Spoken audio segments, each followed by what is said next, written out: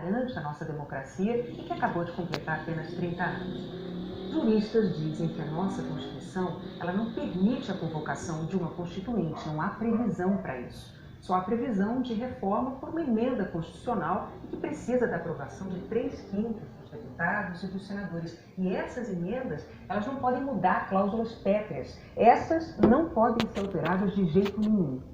Um outro ponto é que, 10 dias atrás, o ex-presidente do PT, o José Dirceu, disse ao jornal espanhol El País que não acreditava numa vitória eleitoral de Jair Bolsonaro e declarou o seguinte, abre aspas, dentro do país é uma questão de tempo para a gente tomar o poder.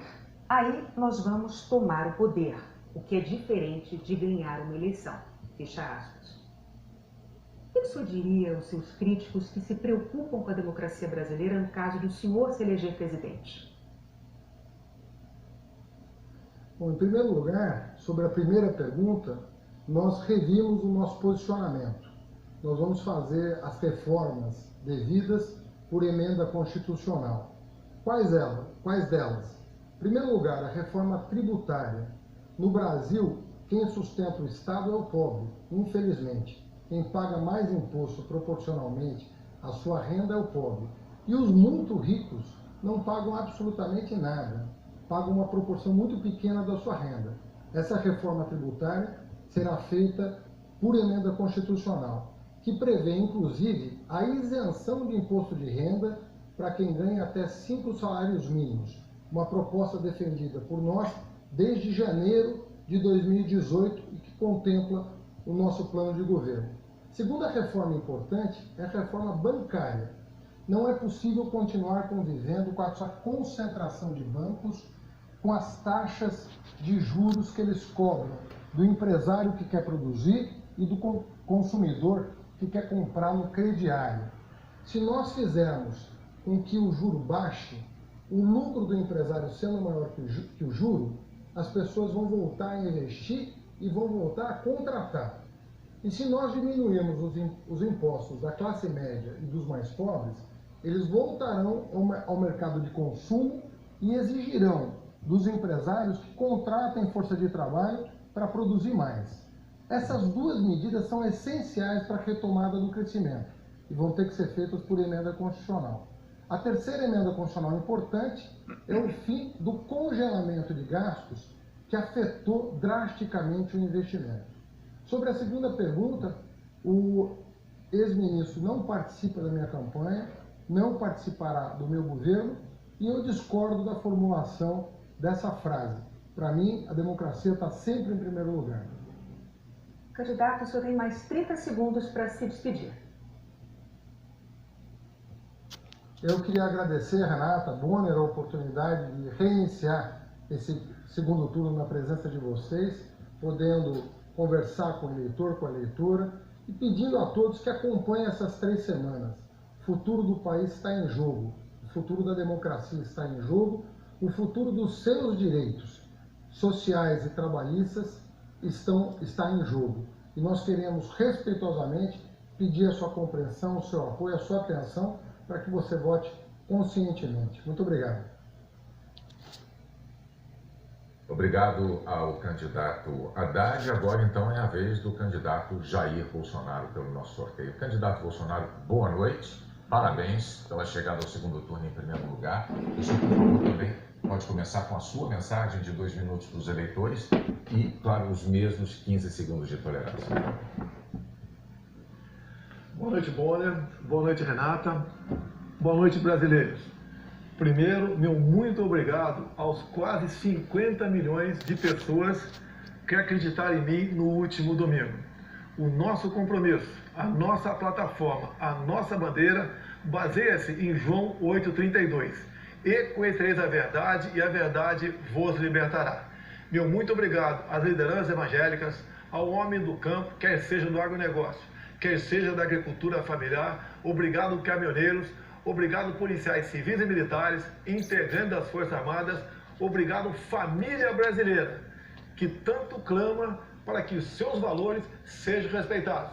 E mais ainda, que a inocência da criança em sala de aula esteja acima de tudo. Então, meu muito obrigado, em especial à região Nordeste, que apesar de eu ter perdido lá, nunca alguém que fez oposição do PT teve uma votação tão expressiva como eu tive.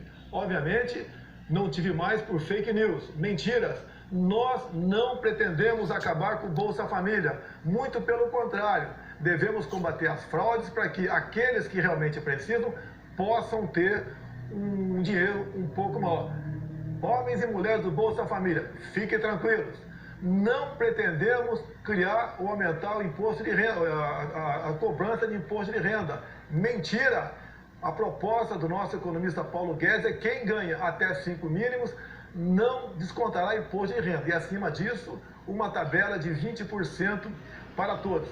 Não pretendemos recriar a CPMF. Eu fui um dos que votou contra a CPMF no passado.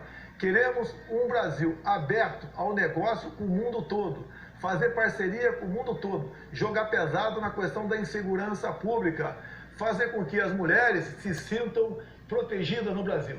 Dessa forma é que nós pretendemos governar o país e dessa forma pretendemos construir o futuro da nossa pátria maravilhosa. Candidato, no mês passado, durante uma palestra, o seu vice, o general Hamilton Mourão, disse que a Constituição brasileira de 1988 foi um erro, a chamada Constituição Cidadã, como a Renata acabou de dizer há pouco, que é aquela que garante a nossa democracia e que completou recentemente só 30 anos. O general Mourão disse que a elaboração de uma Constituição nova, eu vou abrir aspas para as palavras dele, a elaboração de uma Constituição nova não precisa ser feita por eleitos pelo povo, e eu fecho aspas. Isso poderia ser feito por um conselho de notáveis, nas palavras usadas pelo seu vice, e apenas referendada depois pelos eleitores. De novo, nós temos que dizer, juristas dizem que a nossa Constituição não permite a convocação de uma Constituinte, não há uma previsão para isso. Existe uma previsão de reforma por emenda constitucional, que precisa de aprovação de 3/5 dos deputados e dos senadores. E essas emendas, o senhor sabe, não podem mudar as chamadas cláusulas pétreas, né? Essas não podem ser alteradas de jeito nenhum, como o Renato também já disse aqui. Bom, também em setembro, numa entrevista à Globo News, o general Mourão admitiu a possibilidade de o presidente da República perpetrar o chamado autogolpe. O que é que o senhor diria aos seus críticos que se preocupam com a democracia brasileira no caso de o senhor se eleger presidente? Ele é general, eu sou o capitão, mas eu sou o presidente. O desautorizei nesses dois momentos. Ele não poderia ir além daquilo que a Constituição permite. Jamais eu posso admitir uma nova Constituinte, até por falta de poderes para tal. E a questão de autogolpe? Não entendi direito o que ele quis dizer naquele momento, mas isso não existe. Se estamos disputando as eleições, é porque nós acreditamos no voto popular e seremos escravos da nossa Constituição. Repito, o presidente será o senhor Jair Bolsonaro. Quem nos auxiliará? Sim, o general Augusto Mourão. E ele, Hamilton Mourão, e ele sabe muito bem da responsabilidade que tem por ocasião da sua escolha para ser vice. Nós queremos demonstrar com isso que precisamos sim ter um governo com autoridade e sem autoritarismo. Por isso nos submetemos ao sufrágio popular. E tenho certeza que uma vez eleito, o que falta um pouco ainda ao general Mourão é um pouco de tato, um pouco de vivência com a política. E ele rapidamente se adequará à realidade brasileira e à função tão importante que é dele. Já Augusto Mourão, agradeço a sua participação, mas nesses dois momentos ele foi infeliz. Deu uma canelada. Mas repito, o presidente jamais autorizaria qualquer coisa nesse sentido. Candidato, o senhor ainda teria 30 segundos para complementar a sua resposta. O senhor abre mão deles? Eu posso complementar. Quando você fala em Constituição, uma Constituinte, não podemos admitir isso, até porque não teremos autoridade para tal.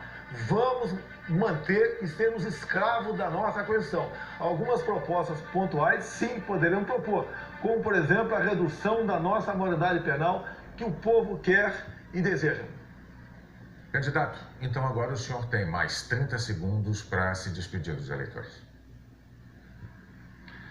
Vamos pacificar e unir o povo brasileiro sob a bandeira verde e amarela, sob o nosso hino nacional, juntando todos que foi dividido no passado pela esquerda.